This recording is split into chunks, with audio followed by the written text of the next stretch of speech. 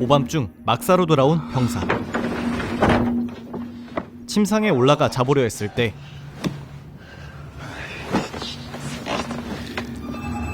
그를 제외한 모두가 피를 흘리며 사망해 있었는데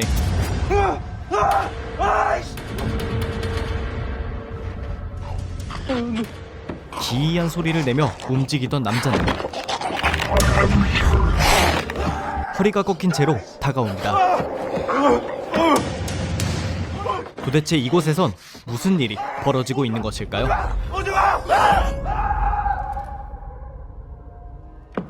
이야기는 몇 년 전 조선 북쪽 끝에 있는 한 마을에서 시작됩니다.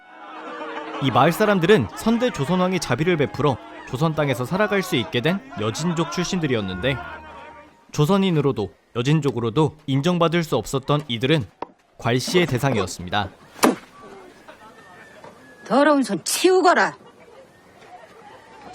하지만 가난한 와중에도 일부 사람들은 선대 왕이 베푼 은혜를 갚고 조선에서 관직을 받을 수도 있다는 작은 희망만 바라보며 살아갔는데 대표적인 인물이 타합이라는 남자. 엄마 저렇게 죽게 놔둘 거예요? 그는 병든 아내와 어린 딸도 있었기 때문에 더욱 간절한 상황이었습니다. 그런데 이때 마을 인근의 주둔에 있는 조선군이 찾아오는데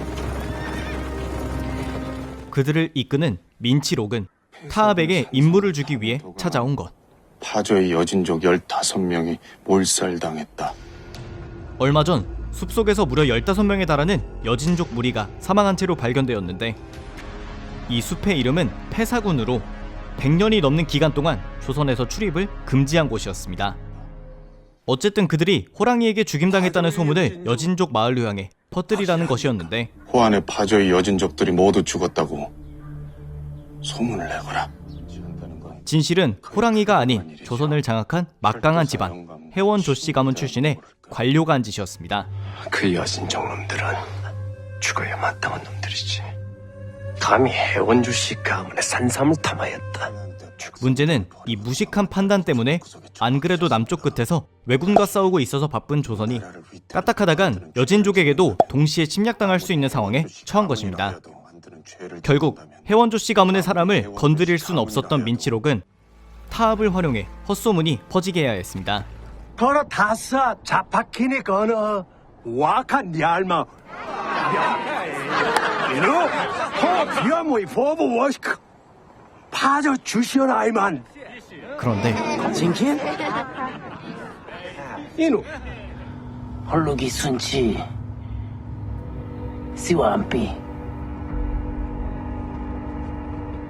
한편 타합에겐 아신이라는 딸이 있었는데 회사군 가지 말라고 몇 번을 그랬어. 거기서 나는 산삼들 저 위에 높으신 분들 꿀꺽하려고 일부러 헛소문낸 거라고 아버지가 그랬잖아요. 그래서 오늘 내일하는 어머니를 살리기 위해 패사군을 부지런히 돌아다녔고 우연히 한 재단을 발견합니다. 재단의 벽에는 죽은 자를 되살리는 풀에 대한 정보가 적혀 있었는데 이날도 아버지가 자리를 비운 사이 너무 위독해진 어머니를 보고 풀을 찾아 나선 상황이었습니다.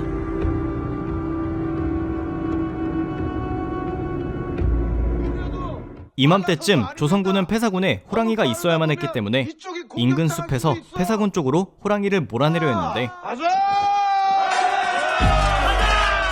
보통 호랑이는 쇳소리를 듣게 되면 도망갔지만 이상한 점은 발자국이 점점 가까워지고 있다는 것.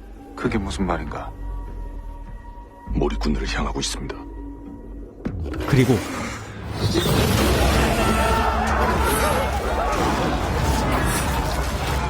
호랑이에게 수많은 몰입군들이 죽임당했고 자취를 쫓아 조선군이 도착한 곳은 하필 광활한 풀밭. 게다가 반대편에선 여진족 무리가 달려오고 있었습니다. 파저이다. 막아라. 일촉즉발의 상황에 여진족들이 노리는 것은 이상하게도 호랑이였는데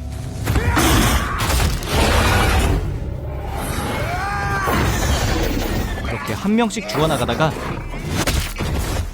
민치록의 도움으로 소수만 살아남습니다. 그리고 기이한 일입니다.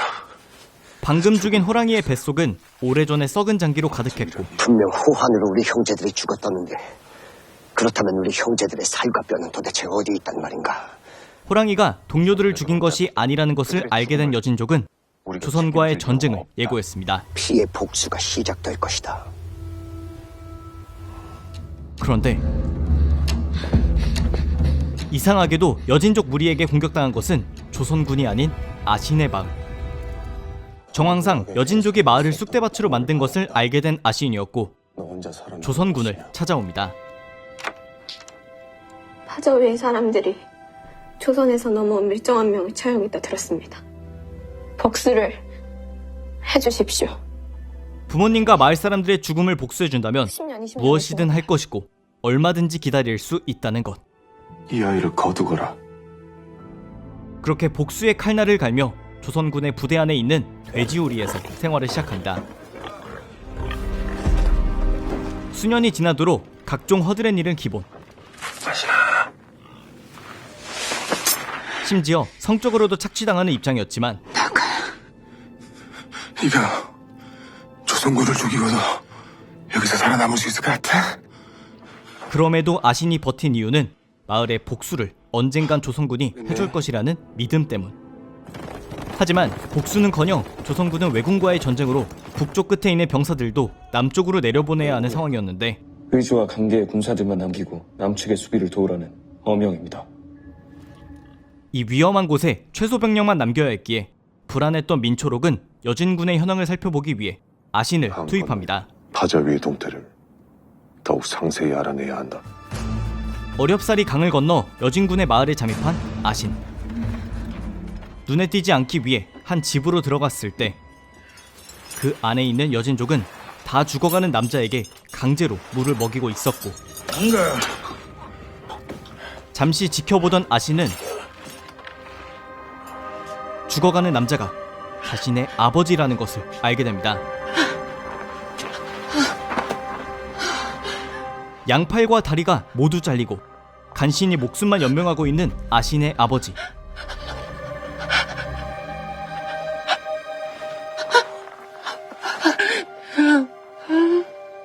도대체 죽었다던 아버지는 왜 이런 몰골로 살아있는 것인지,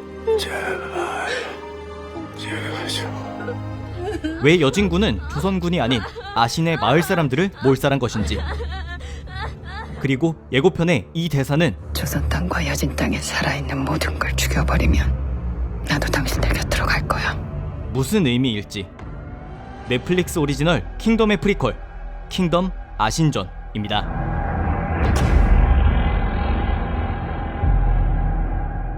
오늘 소개해드린 킹덤 아신전은 킹덤 시즌2의 끝의 모습을 드러냈던 배우 전지현의 캐릭터 아신을 소개하기 위한 단편이자 드라마의 핵심 축에 있는 생사초의 시작점, 그리고 킹덤 시즌3로 향하는 중간다리 역할을 동시에 하고 있습니다. 킹덤 세계관을 견고히 만들기 위한 단편이었기 때문에 킹덤 시즌2에 나왔던 어영대장의 젊은 시절 모습, 이 단편극에서도 악역이자 민폐 캐릭터로 자리잡은 혜원 조씨 집안 관료 등 기존 킹덤 시리즈를 봐오신 분들이었다면 더욱 반가운 포인트들이 드라마에 이따금 등장하는데, 다행스러운 점은 킹덤 시리즈를 보지 않았던 분들도 쉽게 이해할 수 있는 이야기이고 오히려 킹덤 시즌 1과 2를 보고 싶게 만드는 자극제가 된다는 생각이 들었습니다. 핵심 스포일러가 될 수 있기 때문에 내용은 언급하지 않겠지만 드라마 내의 일련의 사건으로 인해 아신의 이 대사, 조선 땅과 여진 땅에 살아있는 모든 걸 죽여버리면 나도 당신들 곁으로 갈 거야.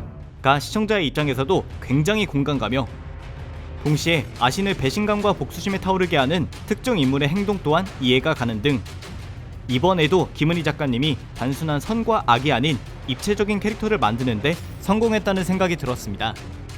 개인적으로 아쉬웠던 부분은 두 가지가 있는데, 하나는 킹덤 시즌1의 엔딩을 본 것 마냥 조금만 더 길었으면 좋겠다 라는 것이고, 다른 하나는 아신의 성장 과정이 너무 단조롭게 표현되어 있어서 어떻게 뛰어난 전투 기술을 깨우친 것인지.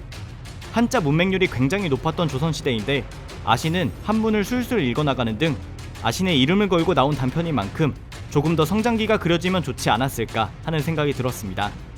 어쨌든 킹덤이라는 타이틀을 달고 나오는 시리즈는 언제나 환영이며 우리나라뿐 아니라 전 세계적으로 인기가 있는 시리즈이니 꼭 시청해보시기 바랍니다. 감사합니다. 지금까지 뷰맨이었습니다.